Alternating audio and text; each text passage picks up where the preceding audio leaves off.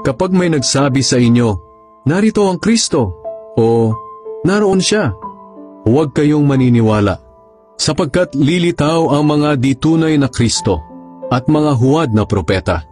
Magpapakita sila ng mga kagilagilalas na himala at kababalaghan upang malinlang kung maaari pati ang mga pinili ng Diyos. Tandaan ninyo ang mga ito. Binibigyan ko na kayo ng babala habang hindi pa nangyayari ang mga ito. Kaya kung may magsabi sa inyo, naroon ang Kristo sa ilang, huwag kayong pupunta roon. At kung may magsabing, nariyan siya sa silid, huwag kayong maniniwala.